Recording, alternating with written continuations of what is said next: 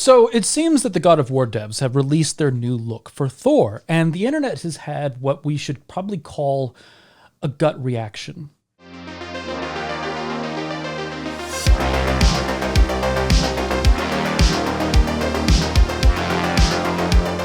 So, Thor's fat, and the internet seems to be upset about it, or at least part of it is. It seems that this is one of those love it or hate it images that's making the rounds.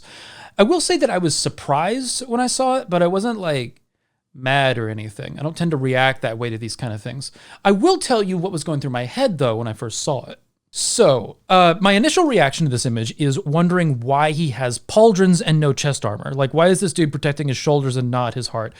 It seems like that's not the smartest approach to doing battle with the Jotun. Like, unless Thor's vitals are in his shoulders and groin, this seems like an inefficient use of armor. But otherwise, I think it looks cool.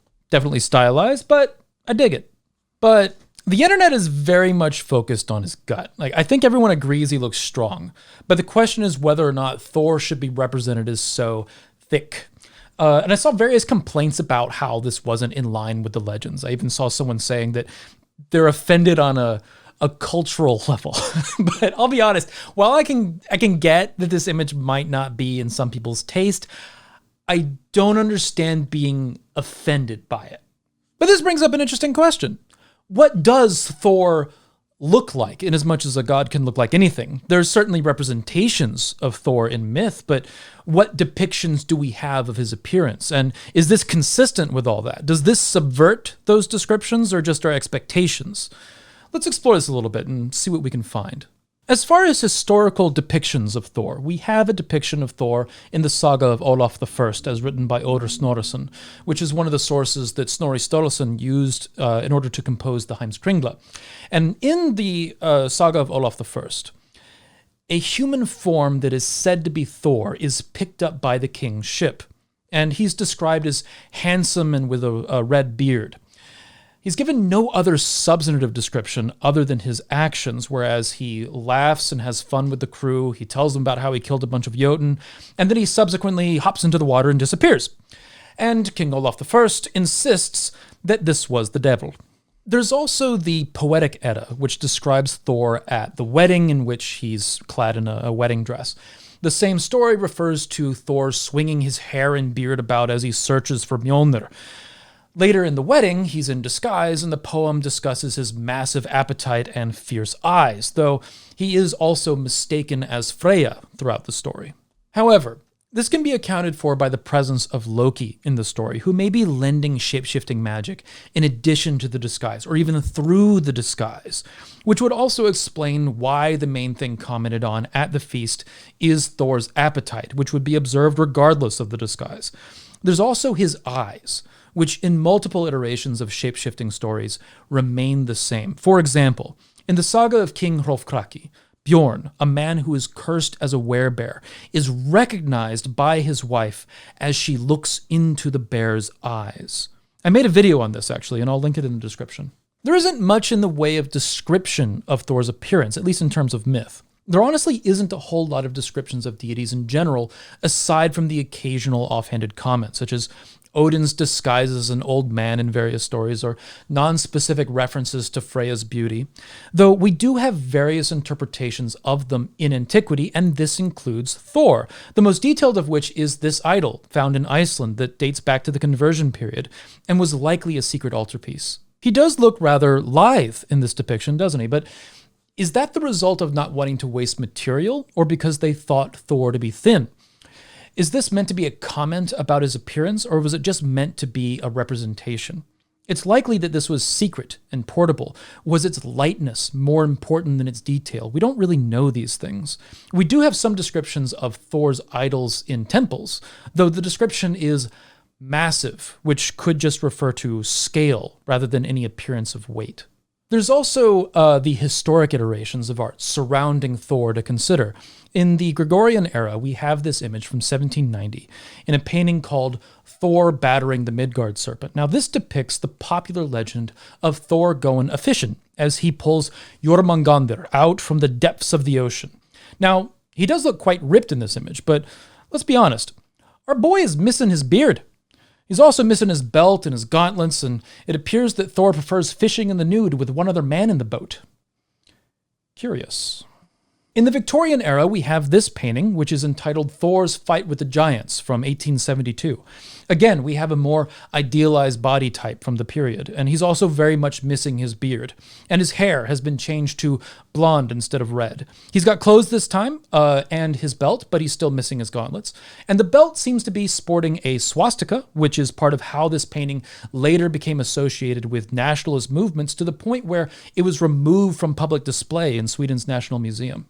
If any of y'all think that like this nationalist ruining Norse mythology thing is like new, nah, this shit's been around. So, as we can see, these images that might depict Thor as a bit more ripped are products of their time, and in fact, depart from the descriptions that we do have, versus taking advantage of the wiggle room that is left open by myth and sticking to what we do have attested. Thor's mighty beard is attested to in multiple sources and is missing from both of these famous paintings. What? I feel strongly about beards. I don't know why. There is the account of his appetite to consider, however. Loki excuses the massive amount of food that Thor eats at the wedding feast by saying that Freya had not eaten in 8 days leading up to the wedding. But we are likely meant to believe that Loki is fibbing to the Jotun in the story, and that this is in fact meant to represent Thor's normal appetite, creating a challenge for Loki's deception. What Thor eats in a single meal in this case is an entire ox, 8 salmon, all the delicacies meant for the women, and 3 casks full of mead to wash it down. Now, does this man look like he ate an entire ox in a single Yeah, he kind of does look like that, doesn't he? So, is Thor a thick boy? I honestly see no reason why he can't be depicted in that way. It seems actually consistent with lore rather than in opposition to it. He's missing his gauntlets, but those bracers might be filling that role. He's got the fierce eyes, the red beard. He's definitely depicted as strong, and it's hard to imagine he's missing the appetite. This is the depiction of a physically strong individual on par with the bodies that we typically see in the strongman competitions. I remember being a little kid when I first got exposed to the strongman competitions, and I was kind of surprised at how these men looked. They had these like hulking backs, big guts, and massive arms, and they'd move these barrels with enormous numbers attached to them without any handles they could reasonably grip. And I remember just thinking at the time, like, these guys should be more fit, but that's just not how our bodies work. These men are eating for power, and they're eating a lot. And they're putting those calories to work every single day in the aspiration to be the strongest man alive. To do that, you need massive muscles. And to get those muscles, you need to feed them. So, what body would we expect to see in a representation of the strongest of gods? This would be among the reasonable depictions. I don't think he has to look like this, but this isn't a bad depiction by any stretch of the imagination. And in antiquity, how were these men represented? The most relevant would likely be the historical Viking strongman Grettir the Strong, reputed as a giant of a man and a troll killer himself. And here he is represented in a 17th century manuscript with a body very similar to that of those modern strongmen. Which brings us to the main comparison that we see people making, which is Marvel's Thor as played by Chris Hemsworth. Now, his depiction falls into the more idealized version of the previous paintings that we pointed out, except of course in Endgame, which is played for laughs. He's depicted as blonde rather than red-haired, and he typically has a short beard that I don't really see as being able to shake about, as described in the Poetic Edda. But does any of this matter? Not really. What matters to me is the character of Thor as portrayed. Thor is represented in myth as the defender of humanity and the gods against the Jotun, the devouring entities associated with chaos. As the Jotun seek to undermine the gods, Thor is the main force against them. Thor's name is associated with place names all over Scandinavia, especially with Iceland as he rose to popularity during the Viking Age and the Conversion era.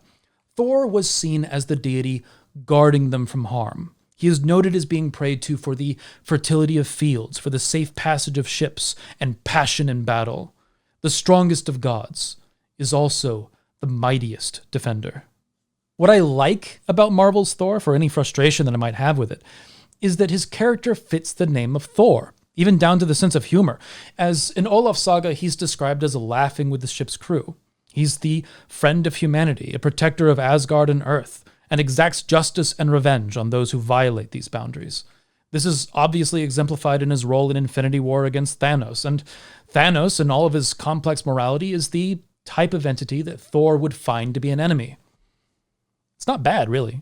One of my favorite depictions of Thor in film, even though the movie overall could be better, is the Danish film Valhalla.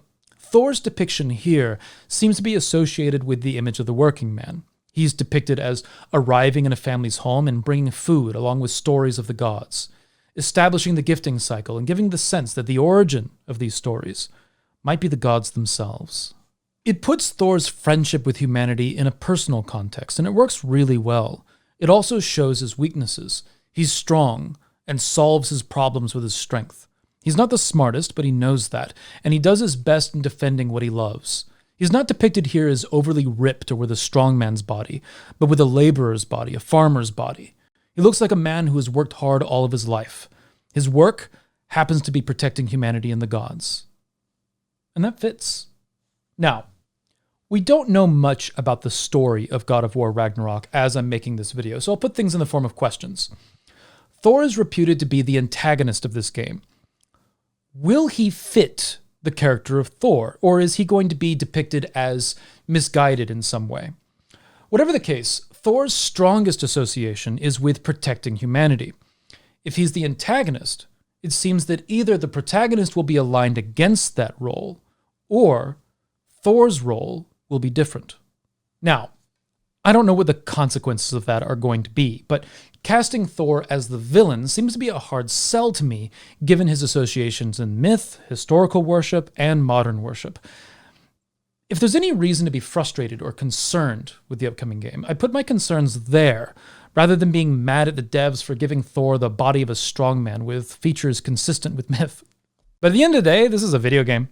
It doesn't affect our religion beyond the conversations around our deities. Some of those conversations might be frustrating or perpetuate misconceptions, but that's about it. Ultimately, it just gets people more interested, and sometimes they wind up exploring the sources. And just as I find with the Marvel Thor, often it's just neat ground for interesting conversation. And to those that aren't part of the religion and are still freaking out about this, I don't really get it. It's not like this is the only depiction of Thor that we're getting, even in 2022.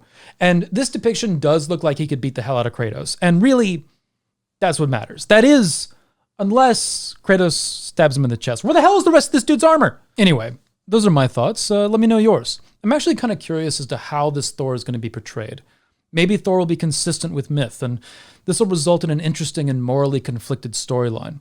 Or maybe they'll compromise Thor's character and make him into a villain and subvert our expectations of Thor.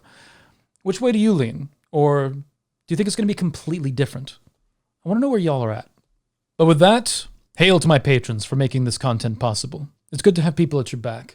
The like button and the subscribe button have attained thickness in order to defeat the bell with sheer strength. Choose your side wisely. And remember to find a way or make one.